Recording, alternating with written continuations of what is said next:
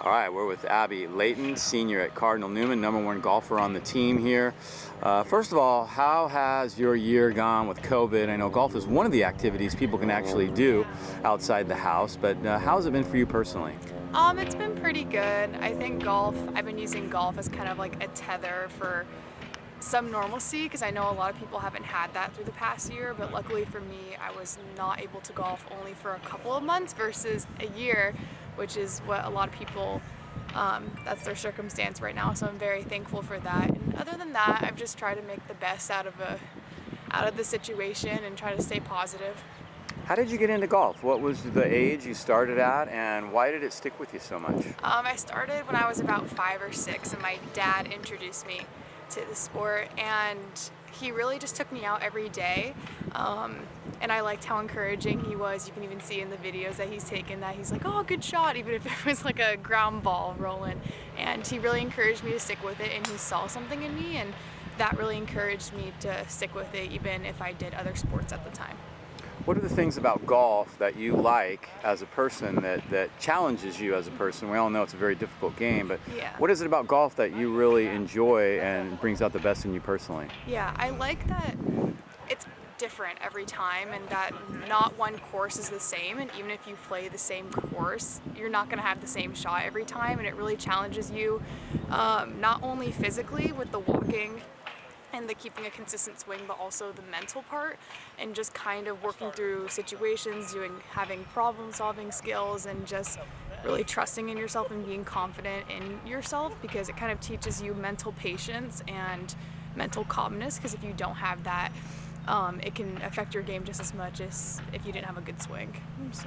What age did you kind of have a clue that you were pretty good at golf? 'Cause this might be something you could do later in life. I don't really think I had an age where I thought about that. I just think there wasn't really a time where I was like, oh, I'm really good at this. It was just kind of something I wanted to stick with, and that I think I could compete with other people. When I started playing at the age of 8 in tournaments, that's when it kind of got more serious, and that's when I wanted to take it more seriously versus it just being a leisurely activity that I did.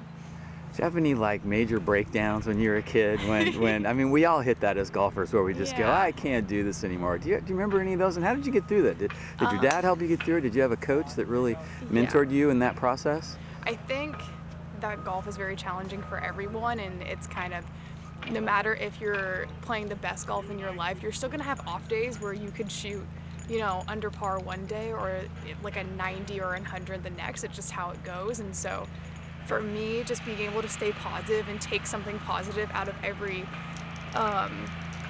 game I play, that really helps me get through it and say, okay, even though I didn't shoot the best today, I can work on my putting and I know what I need to work on. It gets me excited to keep going instead of me getting stuck in the same mindset from just one bad round.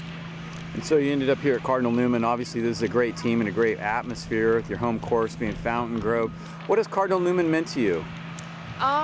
It's given me a community, and it's given me a place to grow as a person that I didn't think I would get out of my high school experience, especially from learning Catholicism and learning Christianity. That has given me the basis for a lot of my morals that I didn't think I would get from high school. And it's also given me room to grow as a golfer in terms of not taking it as seriously, because when I came in as a freshman, all I knew was tournament golf and all I knew was being competitive, and I wasn't exposed to playing with other people all the time because it's an individual sport. And so when I was given a team,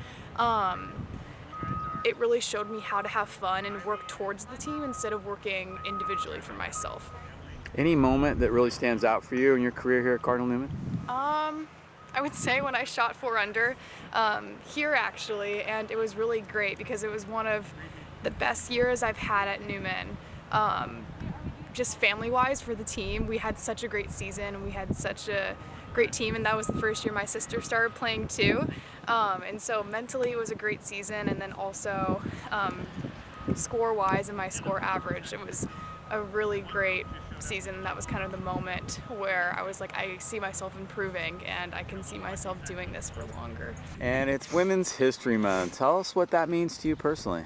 Well, Women's History Month means to me the history of how I've been able to play golf right now.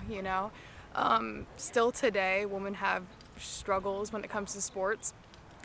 Equal pay, being able to play at different courses, and so many other things, and just sexism in general. And so I think Women's History is a very important month to learn how we've come so far and what we've accomplished despite adversity. You're doing a writing project about the history of women's sports at Cardinal Newman. Who are some of the athletes that you've really enjoyed watching over the years at Newman? At Newman specifically, I know Avery Cargill was really cool to watch when she was playing basketball at Newman, just because she was such a powerhouse, and mostly the women's basketball team is a powerhouse. It's really great to see them compete and dominate when usually women's basketball, especially in professional league, isn't really recognized. And so just watching the Cardinal Newman teams in general, and specifically the women's side, I think we all pretty much dominate in the sports that we play. And it just kind of goes to show that even though Newman has been recently integrated into a female and male school, we're still just as worthy as the male sports, and maybe even a little better. And who are some of your heroes? Who are the women, or specifically a woman that's inspired you? Well, actually, Jessica Reese-Quayle, she's here today, and she's shown me, she's really guided me throughout the years. She's my golf coach, and she's shown me how to stay strong despite the struggles I've had with golf and just in my life in general. And she's a great example of, if you practice hard, you can really accomplish whatever you want to. And what does it mean to have your sister on the team with you? It means so much. We've grown closer. When she came in as a freshman and I was a sophomore, we weren't as close as we are now, and I think, riding to golf practices together and then playing together in a different environment, because we're super competitive, and so it gave us room to grow as competitors and also as sisters, and so I'm really thankful for that experience.